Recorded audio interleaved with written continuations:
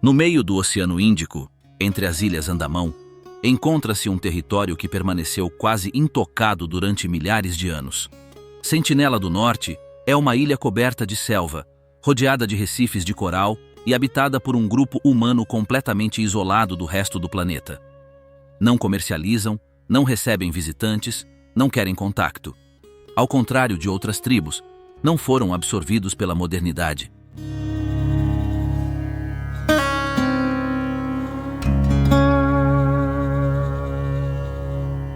Ninguém lhes impôs religião, língua, vestuário, regras ou costumes exteriores. Os poucos que tentaram aproximar-se foram feridos ou nunca mais regressaram. Governos, antropólogos e missionários falharam em todas as suas tentativas de integração. Apenas alguns navios conseguiram estabelecer trocas breves e não violentas. Os restantes foram expulsos por flechas. Como é possível que uma tribo tenha resistido durante séculos sem qualquer contato, vivendo sozinha numa das ilhas mais remotas do planeta? Bem-vindos a Mundare.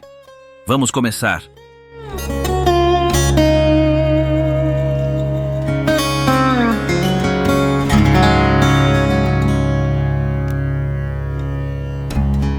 A origem oculta de Sentinela do Norte. A ilha Sentinela do Norte ocupa cerca de 60 km², aproximadamente 23 milhas quadradas, com um formato quase quadrado.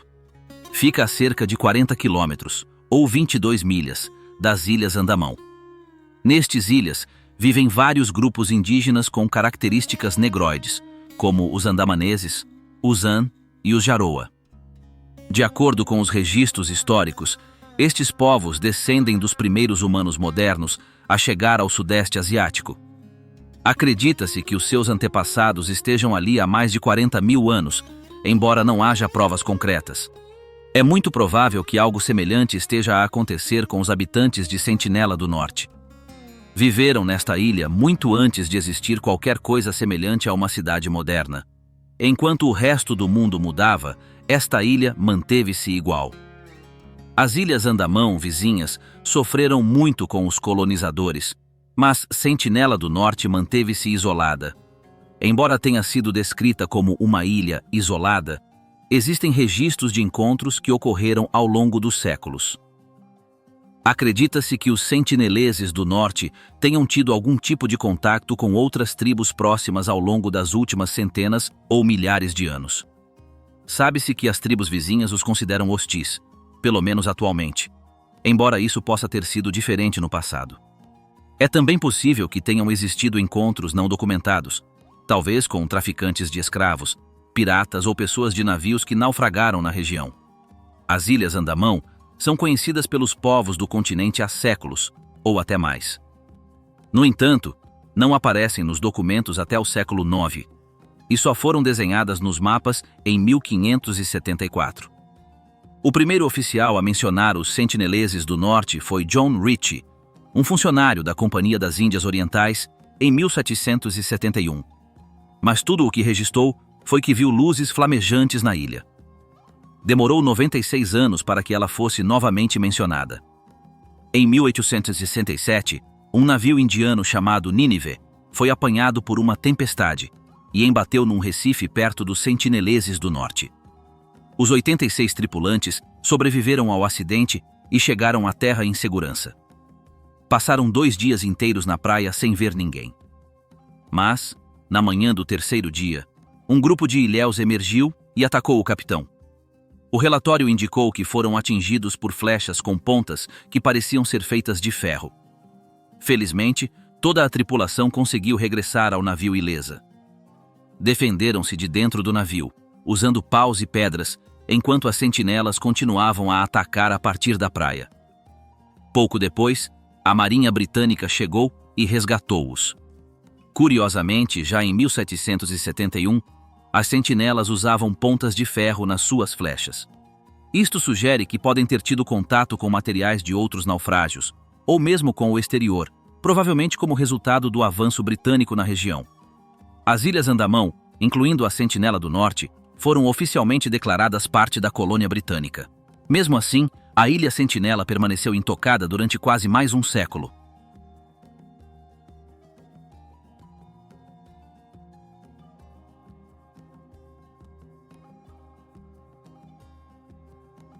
Portman.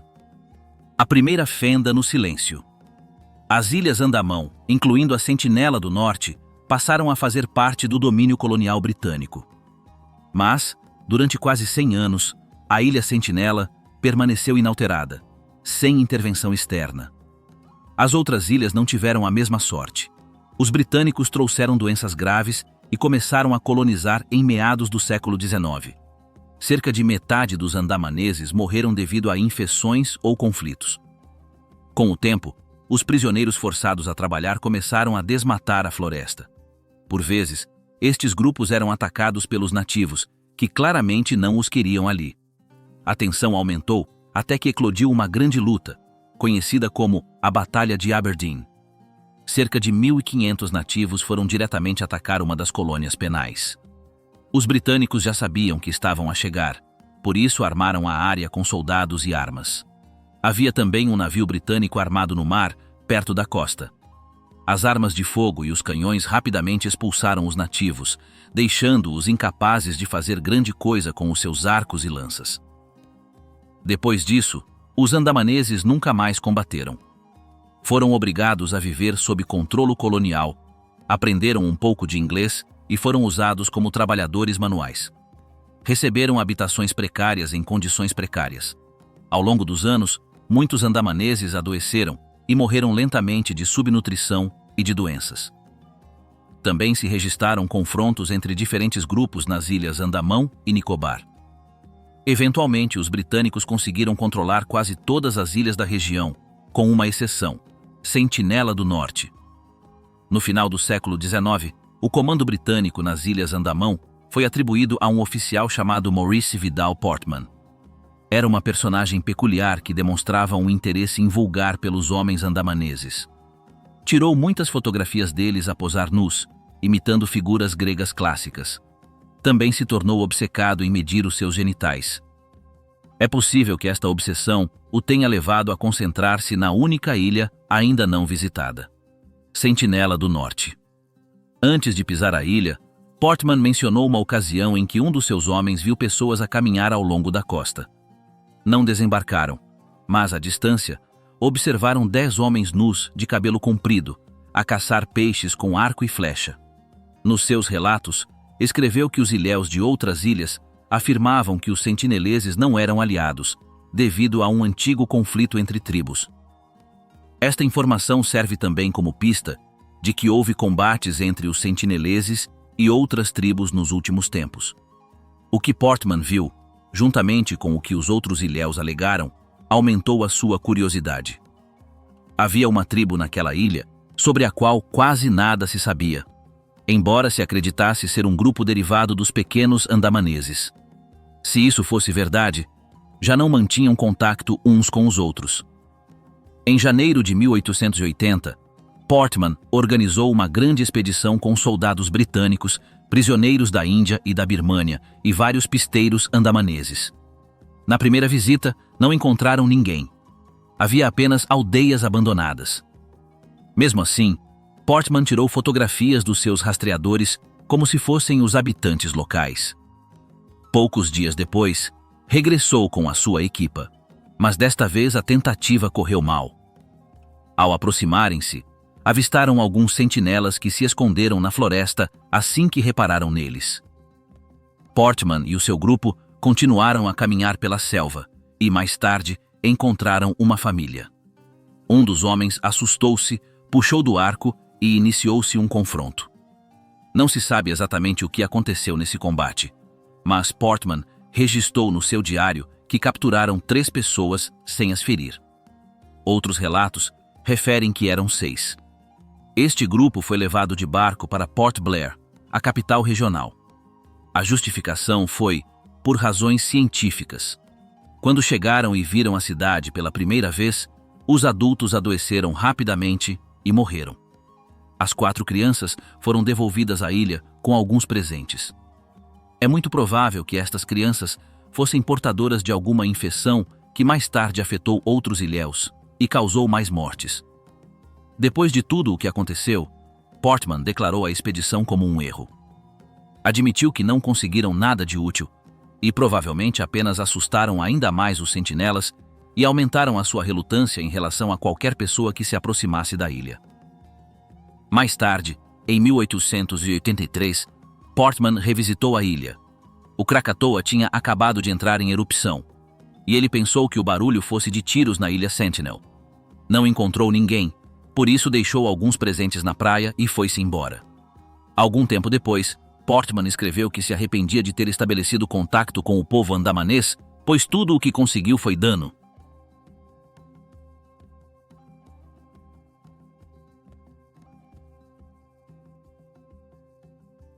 O navio encalhado que despertou a curiosidade do sentinela.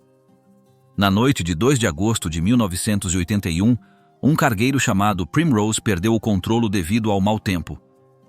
Após várias horas de ondas violentas que o empurraram para todo o lado, o navio encalhou num recife de coral perto da ilha Sentinel do Norte. Os 31 tripulantes conseguiram sobreviver à tempestade. No entanto, não sabiam que o pior ainda estava para vir. Na manhã seguinte, o capitão foi tranquilizado de que o Primrose não estava a afundar e que não havia necessidade de desembarcar. Mas, nesse mesmo dia, um jovem tripulante reparou em alguns homens nus a observá-los da praia.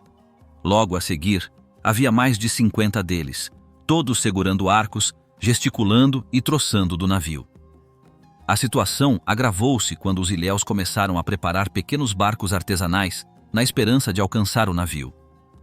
Felizmente para os marinheiros, as ondas continuaram fortes e a fraca qualidade das canoas improvisadas impediu os sentinelas de se aproximarem. Ainda assim, o tempo parecia estar a melhorar, o que aumentou a preocupação da tripulação. No meio do medo, reuniram tudo o que tinham para se defender. Um sinalizador, alguns machados, tubos e tudo o mais que conseguiram encontrar. Resistiram por mais um dia sem serem atacados diretamente. Entretanto, uma companhia marítima de Hong Kong recebeu finalmente uma mensagem urgente do capitão.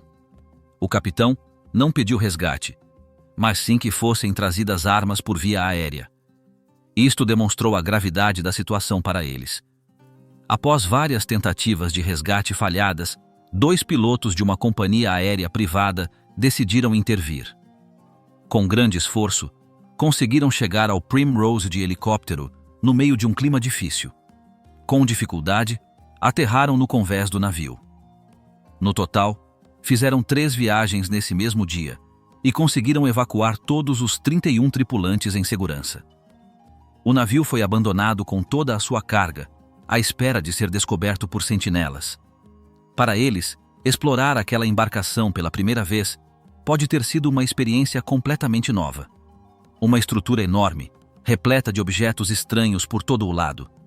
Peças de metal que poderiam ser úteis, portas com dobradiças funcionais, janelas de vidro, uma sala com botões e uma cozinha cheia de utensílios desconhecidos.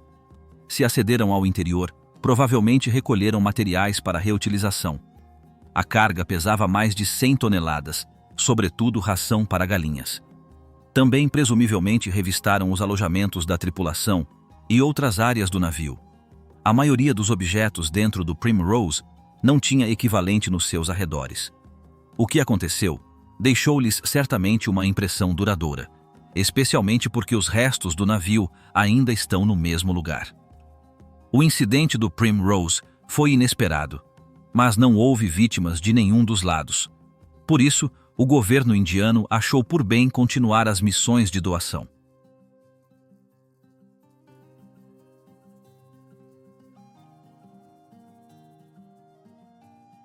Os dias em que os sentinelas aceitaram presentes. Depois de a nave ter sido abandonada à sua sorte, toda a sua carga ficou à espera de ser explorada pelos sentinelas. A embarcação era enorme, repleta de coisas estranhas no seu interior. Para este grupo, tudo era novo. Peças de metal valioso por todo o lado, portas com dobradiças que funcionavam sem trancar, janelas transparentes, uma sala cheia de botões, uma cozinha repleta de objetos estranhos. Se ousassem entrar, seria como uma missão dentro de um monstro de aço. A experiência deve ter parecido algo de outro mundo. Tudo isto só pode ser comparado à forma como uma pessoa sem qualquer ligação com a tecnologia se sentiria ao entrar numa nave espacial pela primeira vez. A maioria das coisas dentro da Primrose não se pareciam em nada com o que os sentinelas conheciam. Usaram, sem dúvida, muitos dos objetos que encontraram. A carga tinha cerca de 100 toneladas e era constituída principalmente por ração para galinhas. Mas é bem provável que também tenham revistado os alojamentos da tripulação e outras áreas da nave. Para eles, aquele dia ficou certamente gravado na memória. Os restos do navio ainda podem ser vistos em imagens de satélite hoje. O que aconteceu com o Primrose foi invulgar, mas no final não acabou mal para ninguém. Por isso, o governo indiano achou melhor continuar as visitas e deixar presentes. Numa missão de 1991, pareceu haver uma mudança significativa. Quando a equipa chegou a North Sentinel, a tribo fez-lhe sinal para se aproximarem com mais presentes. Pela primeira vez, os sentinelas aproximaram-se sem as suas armas. Chegaram a entrar na água até a cintura para recolher mais cocos. Quando repararam nas pessoas no navio a atirar cocos para o mar, alguns deles esperaram nas proximidades para os receber diretamente. Esse momento foi crucial. A tripulação sentiu que era seguro sair dos seus barcos e entregar os cocos. Um mês depois, outra expedição conseguiu repetir o contacto, desta vez com um grupo diferente. Conseguiram também aproximar-se e registrar imagens de homens e mulheres da ilha que pareciam satisfeitos com os presentes. Numa cena, um dos tripulantes atirou acidentalmente um coco, atingindo uma mulher tribal nas costas. Ela caiu no chão. Felizmente, ficou claro que não foi intencional. Mais tarde, durante o mesmo encontro, alguns ilhéus mudaram de atitude. Um deles chegou mesmo a levantar uma faca num gesto ameaçador. A equipa decidiu então que era a altura de partir, e fê-lo sem problemas de maior. Após estes 2 encontros tranquilos, foi considerado seguro enviar equipas de socorro para desmantelar o cargueiro encalhado. O navio pesava cerca de 16.000 toneladas. Durante 2 meses, equipas de trabalhadores foram levadas para o local para remover partes do casco e do interior. Estavam a cerca de 400 metros da costa, muito perto. Trabalhavam entre 7 a 10 pessoas em cada turno, revezando-se a cada semana. Estavam tão perto da praia que era fácil ver as sentinelas que se...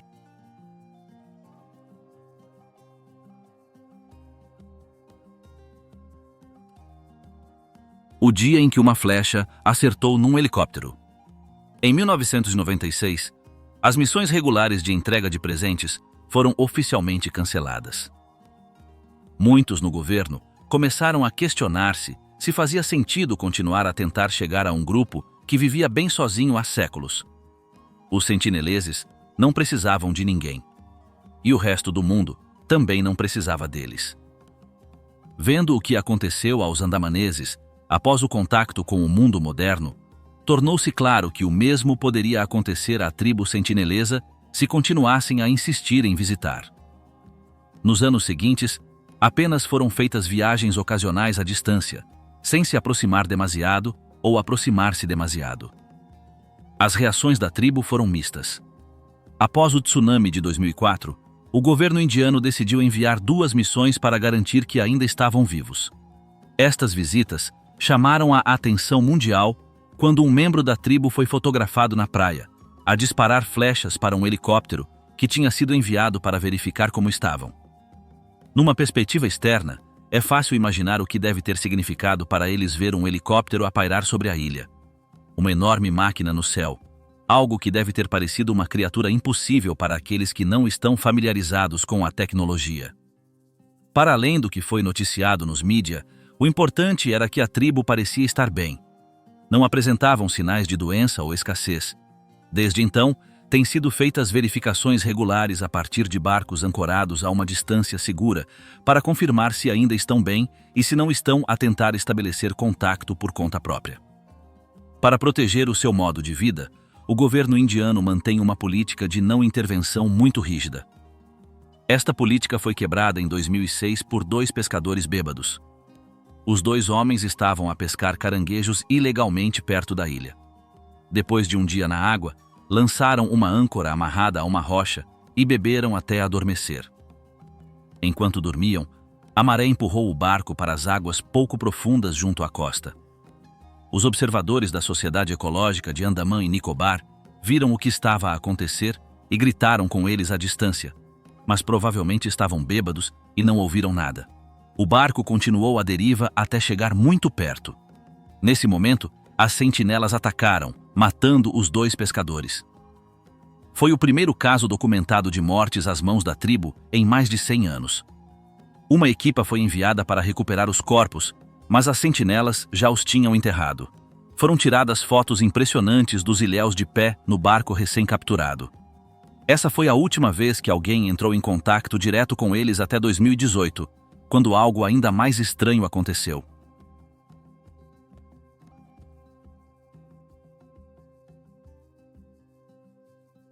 O missionário que morreu, acreditando que Deus o estava a enviar para a Ilha Sentinela. A ilha não teve mais contato até 2018, quando ocorreu uma situação bastante insólita.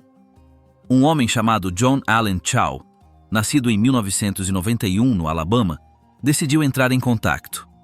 Em entrevistas anteriores, contou que, em criança, tinha lido livros como Robinson Crusoe e O Sinal do Castor, sobre um rapaz branco que faz amizade com uma criança nativa americana na fronteira do século XVIII. Estes livros moldaram a sua infância, mas John levou essa ideia muito mais longe. Frequentou uma escola cristã e, eventualmente, tornou-se missionário. Gostava de atividades ao ar livre e de viajar. Fez várias viagens missionárias aos Estados Unidos, México, Iraque, Kurdistão e África do Sul. A dada altura, desenvolveu uma obsessão com a ideia de levar a sua religião a tribos isoladas. Citava frequentemente um missionário chamado Jim Elliot, que tinha sido morto por uma tribo indígena no Equador. Tudo indica que, desde o início, John teve um foco especial na Ilha Sentinela do Norte. Preparou-se para isso, fazendo cursos de sobrevivência na natureza e aulas de antropologia cultural e linguística. Em outubro de 2018, chegou a Port Blair, a principal cidade das Ilhas Andamão. No seu diário, escreveu que o seu objetivo era chegar à Ilha Sentinela, a que chamou a última fortaleza de Satanás. Apesar de ter estudado antropologia, não parecia compreender completamente a situação dos povos isolados. Em novembro desse mesmo ano, convenceu alguns pescadores a levá-lo para perto da ilha. No dia 14 de novembro, por volta das 8 horas, foi de caiaque até a costa. Aí, encontrou 2 sentinelas. Depois de viajar milhares de quilômetros, viu-se finalmente frente a frente com aqueles que queria evangelizar. Os 2 ilhéus começaram a gritar com ele e a gesticular enquanto apontavam os seus arcos. João gritou que Jesus os amava e lançou-lhes um grande peixe como presente. As 2 sentinelas não dispararam, e ele remou para longe novamente. Mais tarde, nesse dia, regressou ao local onde as tinha visto pela última vez. Desta vez, 6 sentinelas saíram e começaram a troçar dele. No seu diário, escreveu que tentou imitar as suas palavras e gestos, mas que provavelmente o estavam a insultar. Cantou-lhes hinos e frases religiosas e, por um momento, permaneceram em silêncio. Nesse momento, a situação começou a mudar. Um rapaz e uma jovem com arcos aproximaram-se por trás. John levantou as mãos para mostrar que estava desarmado, mas eles não pareceram importar-se. Um menino pequeno estava no meio e temeu que aquele fosse o fim. Mesmo assim, falou com eles sobre a Bíblia e saiu do caiaque para mostrar que andava como eles. O rapaz atirou uma flecha que trespassou a Bíblia, que segurava atravessada no peito. John recuou e gritou com o rapaz por ter disparado. Teve de nadar quase 1 quilômetro de volta para o barco à entrada da enseada. Depois, escreveu que o plano era descansar no barco. Mas não estava disposto a parar. No seu diário, deixou uma oração. Senhor, que a tua vontade seja feita. Se quiseres que eu seja baleado ou até mesmo morra, tudo bem. Penso que seria mais útil vivo, mas dou-te glória, aconteça o que acontecer. Não quero morrer. Devo ir embora e deixar que outra pessoa assuma o controlo? Acho que não. Poderia voltar para os Isuzeus, mas parece quase certo que morrerei se ficar. Mesmo assim, em apenas 2 encontros, houve progressos. Amanhã tentarei novamente.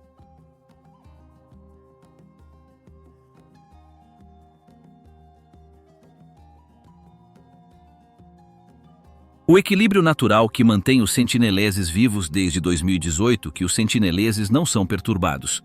E, idealmente, deveria manter-se assim.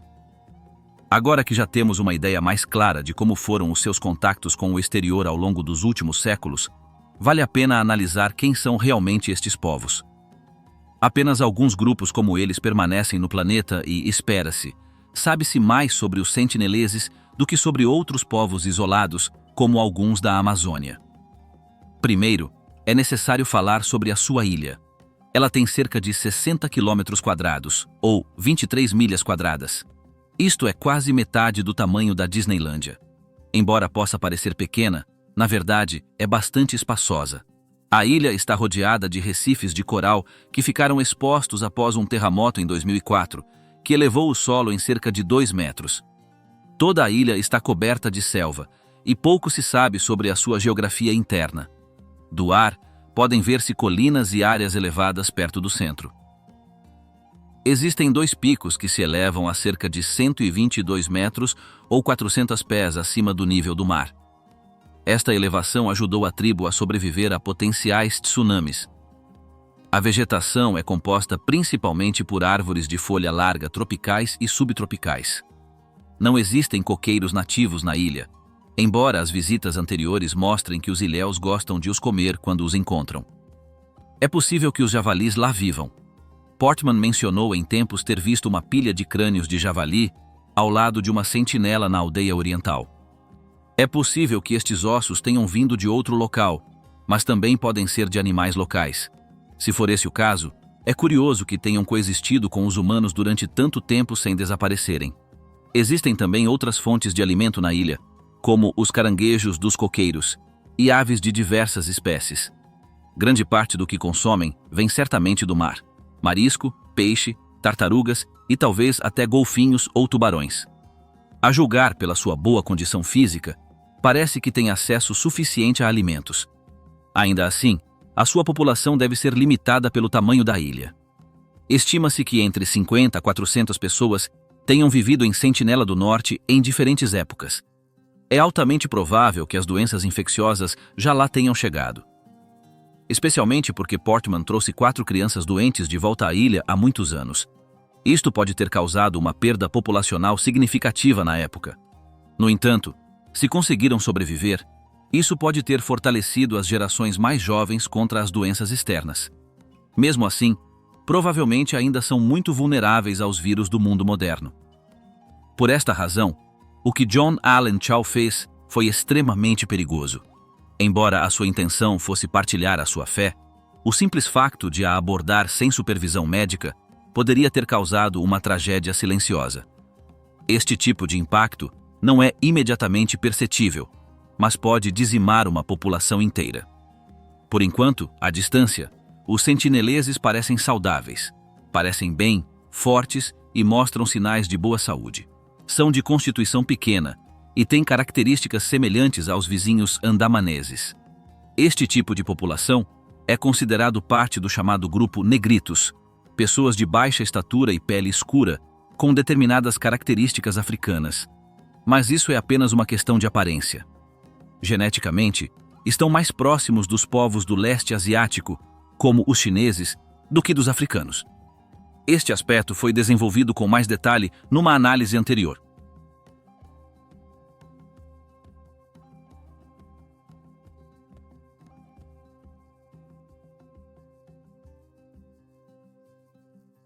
Flechas gigantes, facas desembainhadas e metal reciclado. As mulheres sentinela usam frequentemente cordas de fibra à volta da cintura, pescoço e cabeça. Os homens usam uma espécie de cinto grosso para pendurar as suas ferramentas. Usam também colares e uma faixa na cabeça. Muitas transportam diversas ferramentas que chamam muito a atenção. O metal, por exemplo, é muito difícil de trabalhar, especialmente se não tiver uma forja ou ferramentas para o moldar. É quase certo que as sentinelas não constroem forjas nem possuem ferramentas especializadas para a metalurgia, como limas ou serras.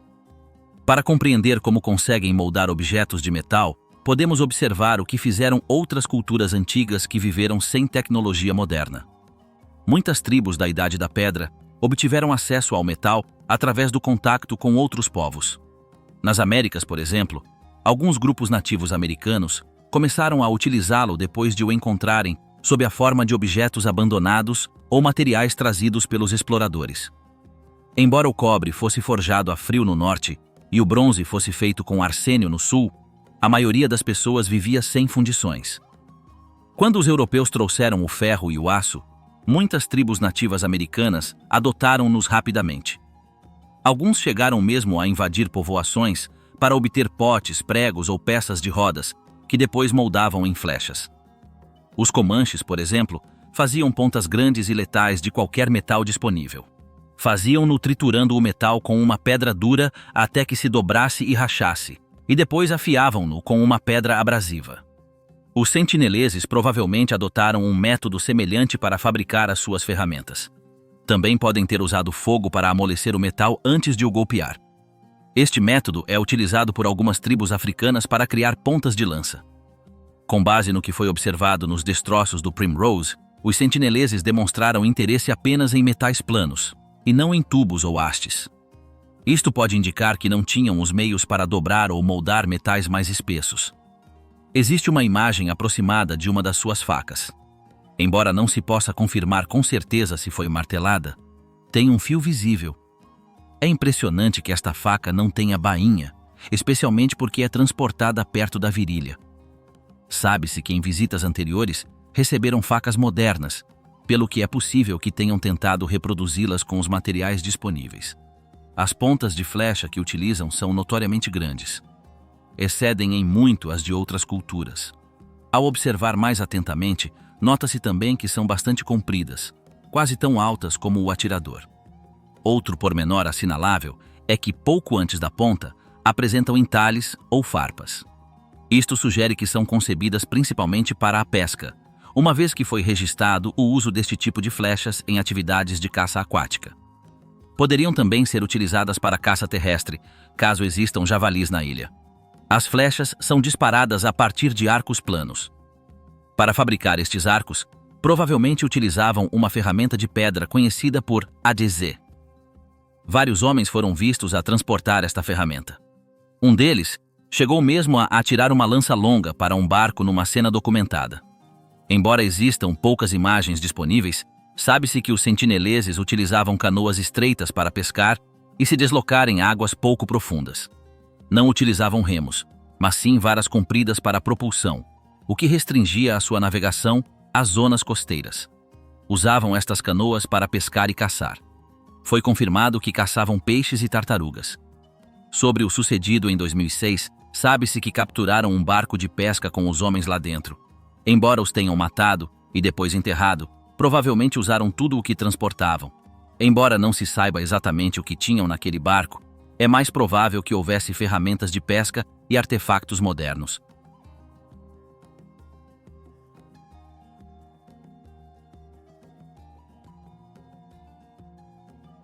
O que aconteceu aos Jarawa demonstra por que é que ninguém deve tocar nos sentineleses.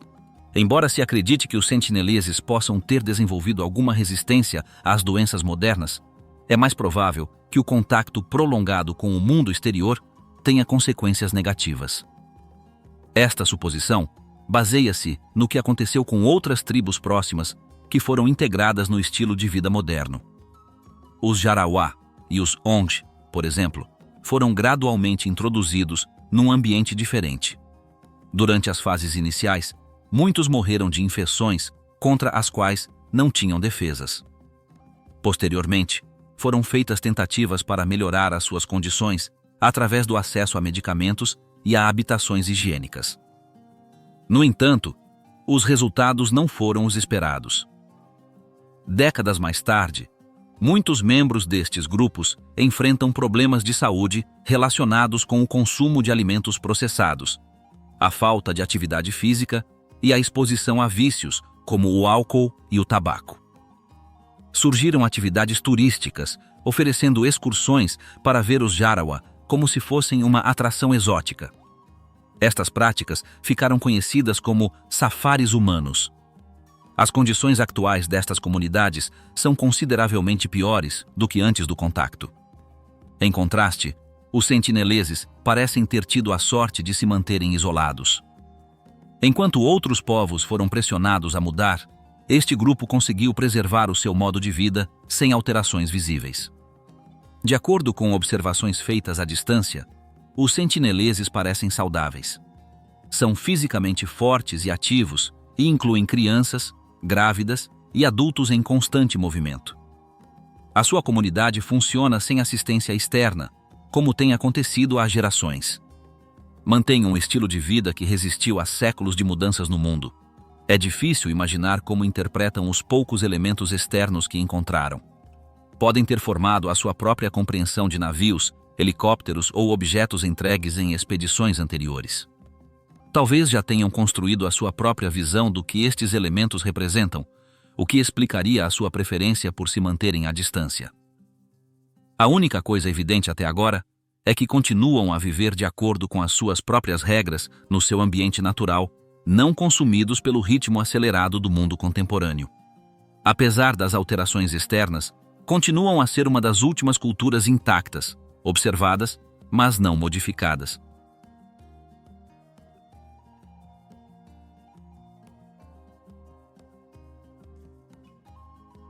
Um povo que nunca mudou e não quer ser salvo. Enquanto o resto do planeta continua a mudar, os sentineleses continuam presos a um ritmo que não muda há séculos. De certa forma, estão presos a uma cultura que não avança nem recua, como se vivessem noutra época. Mas essa outra época continua a funcionar. Pelo que podemos ver, estão bem. Parecem orgulhosos, saudáveis e cheios de energia. Há crianças por todo o lado, mulheres à espera de bebés e homens que parecem ocupados com as suas próprias vidas. Não há sinais visíveis de crise ou doença. Continuam a viver a vida que os seus antepassados conheceram durante milhares de anos. Tudo parece em equilíbrio, pelo menos visto de fora. Muito provavelmente, nos próximos anos, tudo se manterá igual. A ilha é o mundo inteiro deles. Tudo o que utilizam vem de lá. Do mar que os rodeia, das árvores, de tudo o que encontram. Não dependem de nada externo. Sem comida, sem ajuda, sem tecnologia. E é isso, na verdade, que os mantém vivos. À distância, parecem ainda ser um povo resoluto e bem alimentado, sem sinais de querer transformar-se. Ao contrário de outras tribos que foram empurradas para o mundo moderno e se quebraram no processo, os sentineleses ainda mantêm algo que os restantes já perderam: o controle das suas vidas. Hoje, continuam numa espécie de realidade paralela. Enquanto todos os países competem, crescem, se ligam, discutem e se observam, eles continuam a pescar, a andar descalços, a dormir debaixo das folhas e a usar o mesmo tipo de flecha que usavam há centenas de anos. Ninguém sabe se isso algum dia mudará. Mas o mais justo seria deixá-los decidir por si, se um dia o quiserem. Assim termina o pouco que sabemos de uma comunidade que não pede ajuda, não procura contato e nunca quis mudar. Em Sentineleses do Norte, o tempo não corre, permanece. A ilha continua a ser o seu único mundo, e eles, os únicos mestres. Vivem sem precisar de ninguém, como sempre. Enquanto tudo à sua volta evolui, eles mantêm-se iguais, sem pressas, sem medo e desinteressados pelo que acontece lá fora. Talvez não lhes falte nada. Talvez nunca tenham precisado.